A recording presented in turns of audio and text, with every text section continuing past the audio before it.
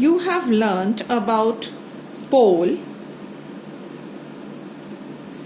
center of curvature,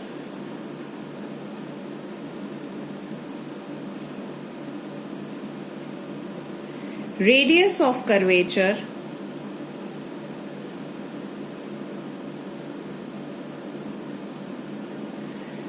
principal axis, and aperture. Okay, so pole is represented by P, center of curvature by capital C, radius of curvature by capital R, and principal axis is this line joining PC, and aperture is the opening which is exposed to the incident rays. Next important term that we will study is focus or principal focus of a spherical mirror. The principal focus of a spherical mirror is a point on the principal axis to which all light rays that are parallel and close to the axis converge or appear to converge after reflection. Let's see how. This is a concave mirror. So the geometric center of a concave mirror is known as pole. It will have center of curvature somewhere over here, and the line joining the pole and the center of curvature is known as principal axis. So let's say this is the principal axis. If I assume the center of curvature is here, then if I want to find out the direction of reflected ray for a particular incident ray, suppose if a reflected ray is falling on the mirror in this manner, then in order to get the normal, we will join this point of incidence with this center of curvature. That means the line joining the point of incidence and center of curvature is a normal. This will be the angle of incidence, and the reflected ray will be on the other side of the normal. So this is how the reflected ray will go following all the laws of reflection. That means the angle here, which is angle of reflection, should be equal to angle of incidence. This is how we find the reflected ray, the direction of the reflected ray. Similar thing needs to be done here for a convex mirror also, right? So if I want to find out the position of focus in a concave mirror, I will do a similar analysis. Now, if I assume that there is a ray parallel is falling parallel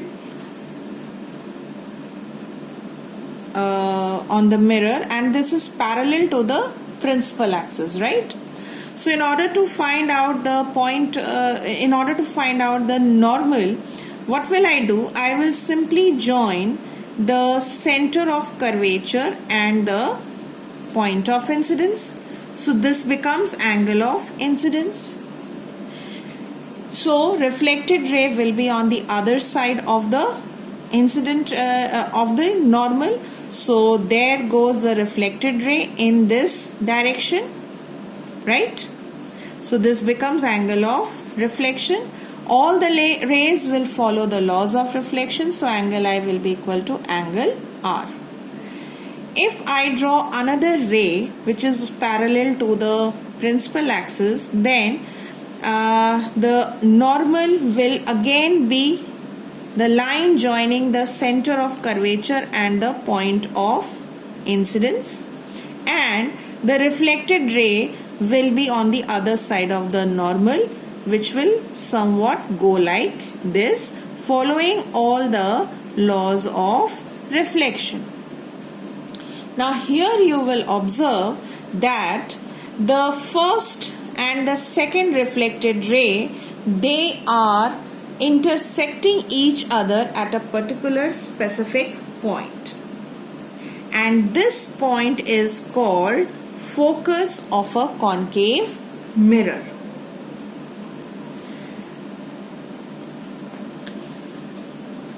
So basically all the light rays which are when parallel to the principal axis, when they fall on the mirror, the reflected rays, after reflection, these rays intersect each other at a certain specific point, and that means we can say that all the rays meet at a point, and therefore a concave mirror is known as converging mirror. So on the basis of how parallel rays behave when they strike a mirror, we determine whether the mirror is converging in nature or it is diverging, and this has already been told to you. So the point of intersection of these rays is known as principal focus, and this is how we obtain focus of a particular mirror. The distance between the pole and the focus is known as focal length, PF. That means the distance PF is called focal length, denoted by small f, right? The focus of a concave mirror is called real focus because the reflected rays actually meet here. So there is one important application of this particular behavior of a concave mirror, which I will explain you shortly. Here's a diagram in which there is a sun and a concave mirror whose reflecting surface is directed towards the sun, and the light rays that are falling on the mirror are parallel to each other. So we will now see what happens to these incident rays which are parallel to each other when they strike the mirror. What will happen? They should meet at a certain point, and that point is known as focus. As you can see in this diagram, children, that the mirror is directing the reflected rays towards the sheet of paper which is held close to the mirror, and one will observe a sharp and bright spot on this sheet. If you keep the paper in this position for a few minutes, you will observe that the paper will start burning. So why does it burn? It is burning because the light from the sun is converged at a point, and this point is the focus of the concave mirror. And by measuring the approximate distance between the mirror and the focus, we will get focal length. So what happens here, that the heat which is produced due to the concentration of the light rays at a particular point, this leads to ignition of the paper. That means this heat ignites the paper. This is only because the concave mirror is a converging mirror. But in case if you use a convex mirror instead of a concave mirror, then you will not find that this piece of paper is burning. It is because the convex mirror is a diverging mirror and it diverges the light rays in different direction. So let us do a similar analysis for a convex mirror, and let us find out why the position of focus and the center of curvature And you can see in this figure that I've already drawn center of curvature behind the mirror. So why is that so? So we'll do a similar analysis as earlier. So here we will again take parallel rays of light. That means the rays that are parallel to the principal axis and are falling on the reflecting surface of the mirror. In order to find the direction of reflected ray, I will first draw the normal, and the normal is the line joining the point of incidence and the center of curvature. Now center of curvature is behind the mirror, so this is the normal. So reflected ray will definitely be on the other side of the normal, so this is the reflected ray. This is how the reflected ray will go. Right? In a similar manner, if I draw another parallel beam of light, that means another ray which is parallel to the principal axis, and I again join the incident ray, the point of incidence and the center of curvature, I'll get the normal, and reflected ray will be going in this particular direction. In this manner, right? So this is angle of incidence, angle of reflection. This one is angle of incidence, that is angle of reflection, and all the rays will follow the laws of reflection. So you can clearly see both the reflected rays are not meeting anywhere in front of the mirror. So it appears that these rays are meeting somewhere behind the mirror. And you can see very well in this diagram. And this point where they appear to intersect, we get a point known as focus.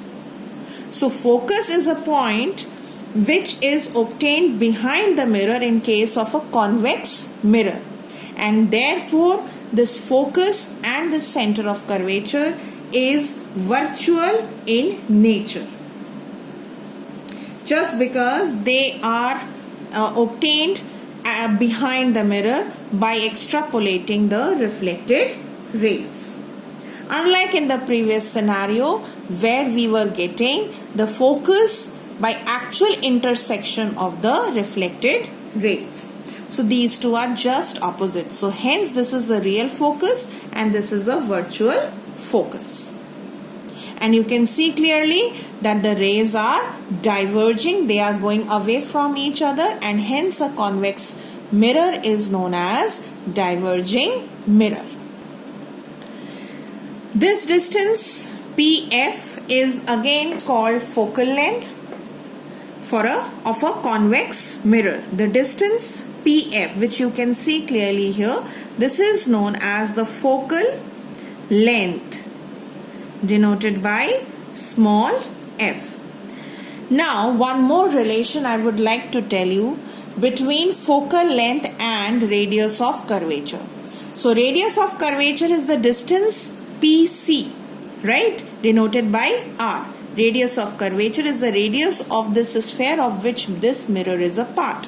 So the distance PC is radius of curvature. So this distance PC is radius of curvature, as well as for a concave mirror the distance PC is the radius of curvature.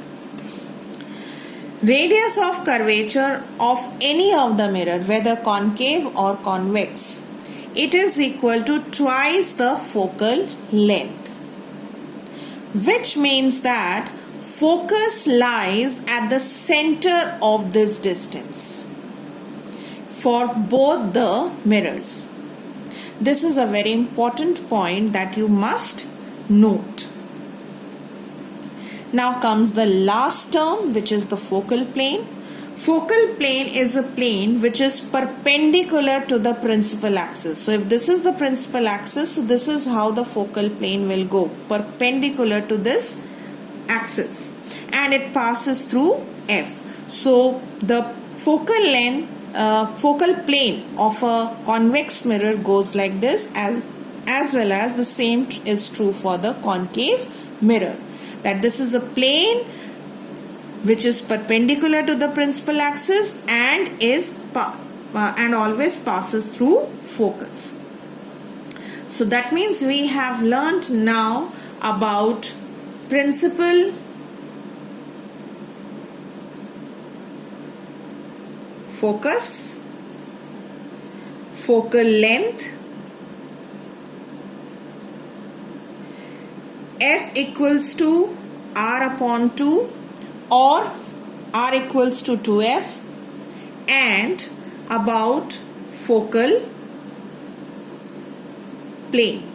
So these important terms we have learned so far, apart from knowing with the help of this diagram that concave mirrors are converging in nature while convex are diverging, and since concave are converging, so there is an application of this particular mirror also we have seen. So when we have studied about all the important terms, so now comes the concept of real image. Virtual image and its detailed discussion we have already done in the previous chapter. Reverse is the concept of real image. You can see in this diagram clearly that the rays are actually meeting. Which rays? The reflected rays are actually meeting or intersecting each other at a certain specific point. I did not extrapolate any of the reflected ray which we were doing in the plane mirror. And we have done for convex mirrors also. But this is not done in concave mirror. Which means that the image which we obtain in a concave mirror is a real image. So there are some points of differences between real image and virtual image. A real image is formed due to actual intersection of the reflected rays, which we have seen happening in the case of concave mirror. On the other hand, a virtual image is formed by the reflected rays which appear to meet behind the mirror, right? Which happened in plane mirror as well as in convex mirror. Real image can be obtained on a screen. That means all the images which you see on a cinema screen are all real images. Reverse is the concept of virtual image. Virtual images cannot be obtained on a screen. Right? And the last one, a real image is inverted with respect to the object. Since the object which we took here was at infinity in the previous ray diagram, so whether it was inverted in nature or not, it was not shown, but in the next in the topic you will study that the real images are always inverted in nature. This will be shown to you. But in the virtual image, what happens? The image is always erect, and this you have seen already in the case of plane mirror, that the images were erect with respect to the object.